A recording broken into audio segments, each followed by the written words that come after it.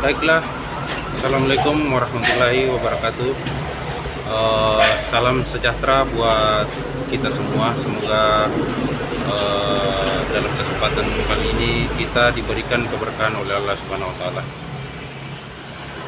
Baik, dalam kesempatan kali ini saya kembali akan menyampaikan pemahaman yang telah saya dapatkan setelah mengikuti pertemuan kedua dalam kelas sekolah paralegal angkatan kedua. Dalam pertemuan kedua lalu tentunya ada beberapa ada 3 sesi maksud saya dengan 3 materi. Namun dalam video kali ini yang juga merupakan tugas yang diberikan oleh pemateri setelah mengikuti kelas, yaitu yang materi yang saya ikuti adalah gugatan perceraian Islam. Dari materi gugatan perceraian Islam ini yang dapat saya pahami dan bisa saya simpulkan ini serta menjadi perhatian sebelum melakukan proses gugatan perceraian di pengadilan, itu antaranya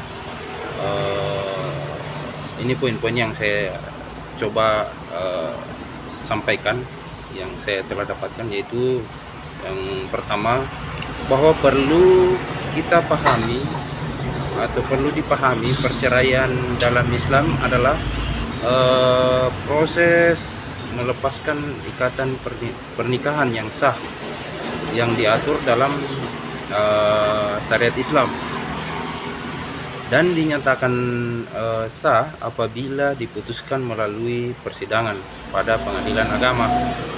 Nah, perceraian yang diajukan oleh suami itu disebut talak, dan perceraian yang diajukan oleh seorang istri itu disebut gugat cerai. Nah, talak sendiri itu ada beberapa jenis. Jenis yang talak yang pertama itu raj'i, yaitu talak yang bisa dirujuk kembali sebelum masa iddah berakhir. Nah, untuk talak yang berikutnya itu talak bain, adalah talak yang menghalangi suami untuk rujuk kembali, kecuali nantinya diadakan pernikahan yang baru. Nah, itu lain halnya. Nah, kita sama-sama ketahui perceraian itu adalah perbuatan yang halal namun sangat dibenci oleh Allah. Mungkin karena pemahaman seperti itu, maka setiap proses perceraian yang disidangkan atau dalam persidangan itu ada tahapan proses mediasi yang dilakukan oleh hakim, ya tentunya untuk bisa mendamaikan para pihak yang ingin melakukan perceraian.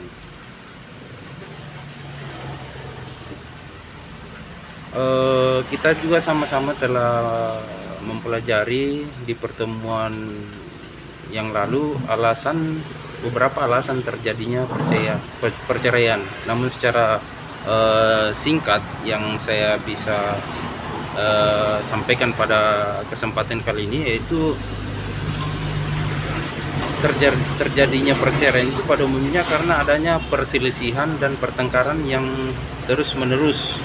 Ya, contoh mungkin ada di antara pihak telah melakukan zina yang pihak yang lain tidak menerimanya, ataukah alasan berikutnya mungkin karena salah satu pihak itu mengalami cacat badan atau penyakit yang berkepanjangan sehingga salah satu pihak tidak mampu hidup bersama lagi.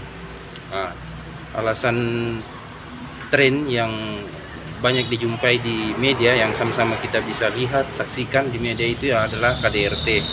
Dan masih banyak lagi alasan-alasan sehingga para pihak ini melakukan perceraian. Selain itu, talak dalam hukum Islam juga ada yang disebut dengan li'an. Nah, li'an sebenarnya itu merupakan sumpah yang diucapkan suami karena dua hal.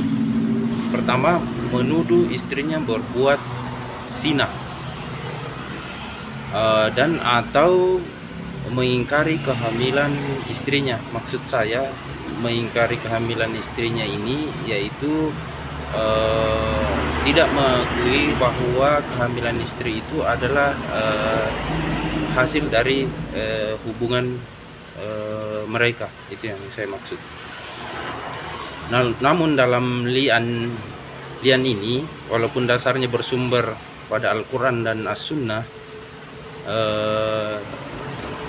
nanti juga dapat dinyatakan sah apabila dilakukan di dalam sidang pengadilan agama. Itu mungkin yang bisa saya sampaikan atau yang saya dapatkan, pemahaman yang saya dapatkan dalam materi gugatan perceraian Islam dalam pertemuan kedua.